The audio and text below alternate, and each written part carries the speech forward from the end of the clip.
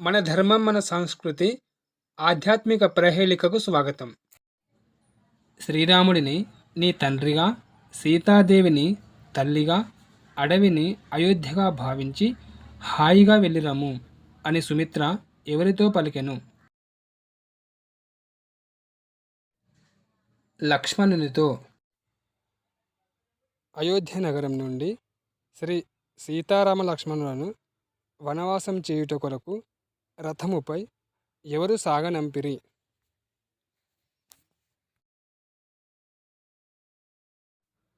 సుమంత్రుడు.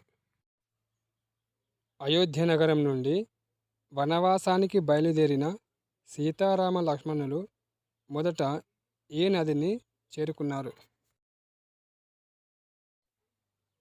తమసా నదికి. శృంగిభేరిపురం ఏ నది తీరంలో కలదు?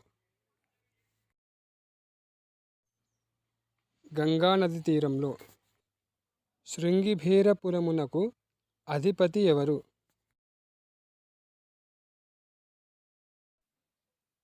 గుహుడు. శ్రీరాముడు గంగా నదిని దాటించుటకై ఎవరి సహాయమును కోరెను?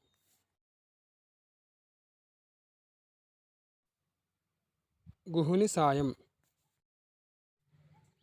గంగా యమున సంగమ ప్రదేశమున ఎవరి ఆశ్రమము ఉన్నది? భరద్వాజ మహర్షి. భరద్వాజ మహర్షి ఆశ్రమానికి సమీపాన ఏ పర్వతము ఉన్నది? చిత్రకూట పర్వతం. ఏ పర్వతంపై శ్రీరామలక్ష్మణులు పర్ణశాలను ఏర్పాటు చేసుకున్నారు? చిత్రకూట పర్వతంపై.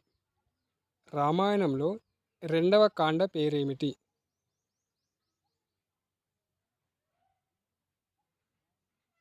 అయోధ్యకాండ. ధన్యవాదములు.